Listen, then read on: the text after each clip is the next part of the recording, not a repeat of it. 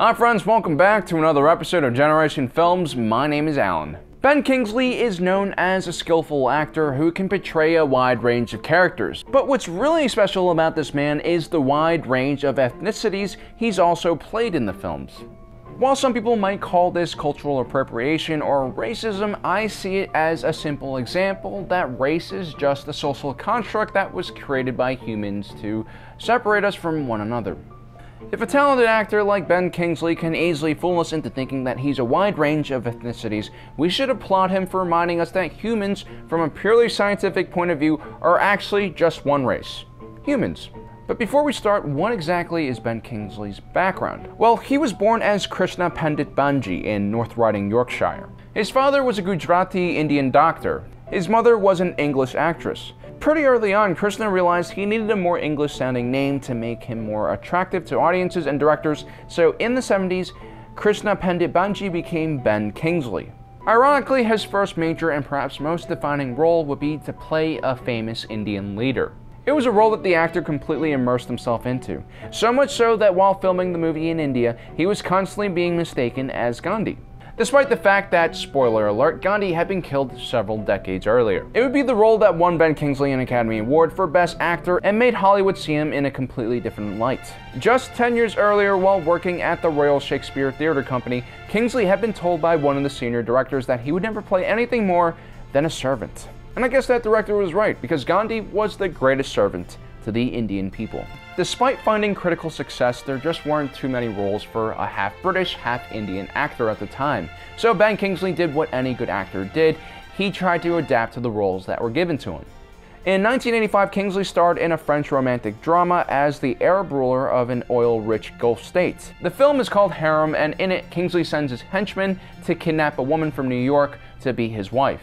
Through the magic of coercion and archaic marital practices, the two somehow fall in love, and leads me to think, what kind of message are they sending to the audience? Ben Kingsley would then go on to star in the film Pascale's Island, in which he portrays a spy who is half British and half Cypriot, which is apparently what people from Cyprus are called. The film takes place on a fictional island in 1908 that is being contested between the Greeks and the Ottoman Empire. Kingsley would return in 1990 in the film The Fifth Monkey, where he portrays Kunda, an indigenous man who lives deep in the Amazon forest. In the film, he befriends 4 monkeys, finds love, and has his village shot up by some crazy soldiers. I didn't watch the film, but it seems like one of those it's so bad it's good kind of movies. A year later, Kingsley would rebound and find himself portraying the infamous mobster Meyer Lansky in the film Bugsy. Meyer Lansky was an American Jew known as the Mob Accountant. He was one of the key figures who helped Bugsy Siegel turn Las Vegas from a desert into a gambling paradise. 2 years later, Kingsley would portray Itzhak Stern, a Polish-Israeli, in the award-winning film Schindler's List. Stern worked as Schindler's accountant and is the one who initially comes up with the idea of hiring Jewish laborers from the ghettos to lower costs. It was Stern's friendship with Schindler, a member of the Nazi Party, that ultimately convinced the German man to save the lives of over 1,000 Jews from execution. This was also the beginning of Liam Neeson's career of saving people from evil. That same year, Ben Kingsley would portray Italian-American chess legend Bruce Pandolfini in the film Searching for Bobby Fischer. In 1994, Ben Kingsley would return in the mystery drama Death and the Maiden. He portrays a doctor from an unnamed South American country who used to rape and torture political prisoners for a former regime. When a storm forces him to take shelter in the home of one of the women he had abused, well, things kind of get awkward.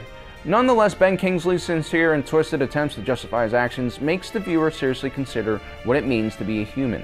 In 1995, Ben Kingsley splits the Red Sea in one of the better portrayals of Moses. 20 years later, he would star in another film about Moses called Exodus: God and Kings. This time, Christian Bale portrays an angrier version of this Old Testament hero, and Kingsley portrays Nun, the Israelite who informs Moses of his true heritage. On a side note, Joel Edgerton goes full ancient Egyptian in an attempt to look like Ramses II. But it's more of a miss than a hit. In 2000, Ben Kingsley once again shows his range as an actor by portraying the alien Graydon in the comedy film What Planet Are You From? Hailing from an all-male planet, Graydon sends one of their planet's brightest to Earth in order to impregnate a woman, thereby saving their entire race. In 2003, Kingsley portrays Mossad Amir Birhani, an Iranian immigrant in America. A former colonel in the Imperial Iranian Army, Burhani is struggling to make ends meet for his family, which has moved to California. He seizes an opportunity to purchase a house well under market value that was owned by a recovering drug addict who had failed to make her payments to the bank. A series of confrontations ensue between the new owner and older owner of the home. Kingsley was nominated for an Oscar as Best Actor for his performance. In 2010, Kingsley would once again return to that part of the world by portraying Nazim, the murderous brother of the rightful king of Persia in the video game movie Prince of Persia. While Sir Ben Kingsley's performance was solid as usual, the film would become controversial because of its use of actors with British accents in an attempt to portray ancient Persians. In 2008, Kingsley plays a Russian narcotics officer called Ilya Grinko in the film Trans-Siberian. In 2009, Kingsley would become Georges Méliès, the famous French inventor, illusionist, and filmmaker in the magical historical adventure Hugo. In 2003, Kingsley would take on the role of the Mandarin in Iron Man 3. His portrayal of a half-Western, half-Asian villain was met with a bit of rage and confusion, but the film is quite meta when we find out that the Mandalorian is just a character being portrayed by a talented actor named Trevor Slattery. That same year, Ben Kingsley would go on to play Mazer Rackham in Ender's Game. Mazer was a Maori soldier in the New Zealand Special Forces and was one of the heroes in the First Contact War between humanity and the Formics. He would go on to serve as Endor's mentor in the battle that would finally wipe out those alien scum. Earlier this year, Kingsley played the incompetent Iraqi President Hamid Karzai in the satirical war drama War Machine, which follows the rock and roll career of Stanley McChrystal, the general who dared to stand up against the president. In 2018, Kingsley will return in the film Operation Finale, a movie about a bunch of badass Israelis who hunt down Adolf Eichmann, one of the organizers of the Holocaust who went into hiding after the war in Argentina. Kingsley will be playing the German war criminal in that film. Ben Kingsley is a terrific example of directors casting roles not by race but by the talent of the actor, which probably is the least racist thing you can do. There's something to think about. Well guys, my name is Alan, reminding you that life is a movie and you are the protagonist.